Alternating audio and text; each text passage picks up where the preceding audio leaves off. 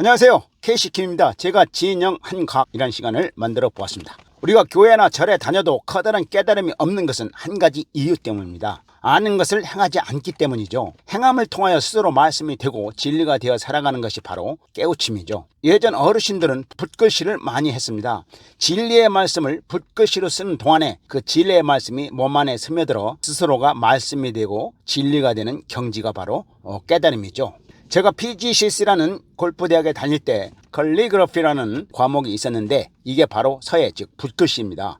그래서 이 붓글씨가 동서고금을 막론하고 마음 수양에 좋은 방법이라고 강조되고 있는 것입니다. 여러분과 진리의 말씀을 공유하는 데 있어 시간 관계상 붓글씨를 사용할 수는 없고 해서 제가 준비한 것이 바로 진영한각입니다. 즉 진리를 영어와 한문으로 공부해가면서 깨달음에 이르는 시간입니다. 오늘은 그 첫 시간인 고독과 외로움의 처방약인 덕불고 필유린입니다. 논어 2인편에 나오는 공자의 말이죠. 덕이 있는 사람은 외롭지 않으며 반드시 함께하는 이웃이 있다는 뜻입니다.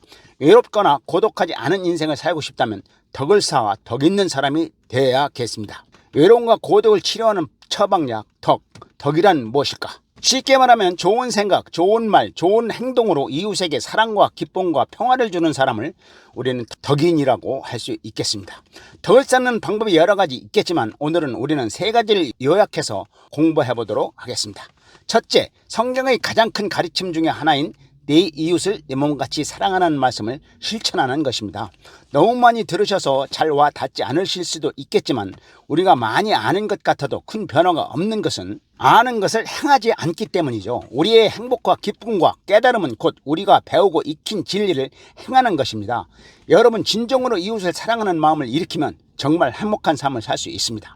그런 마음을 품는 사람에게는 고독이나 외로움이 사라지고 평온과 화목함이 넘치는 인생을 살아가게 됩니다.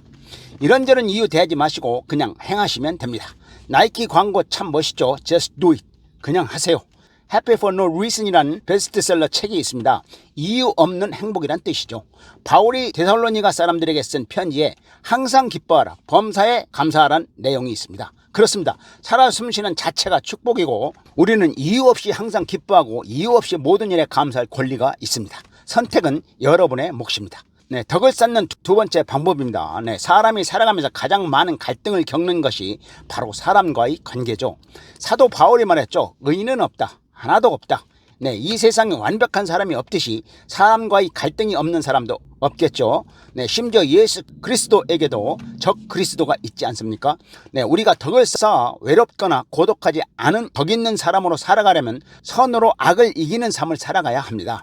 권선징악이라는 말도 있죠. 진리라는 것이 따로 있는 것이 아니고 변하지 않는 옳은 것이 바로 진리죠. 선함을 권하고 악을 징계하는 것이 바로 변하지 않는 진리입니다. 그것이 또한 모든 성인들의 한결같은 가르침이고요. 자신의 잘못이 아닌 것 같은 사람과의 갈등에서도 상대방에 대하여 선한 마음을 품어 악을 이기라는 것입니다.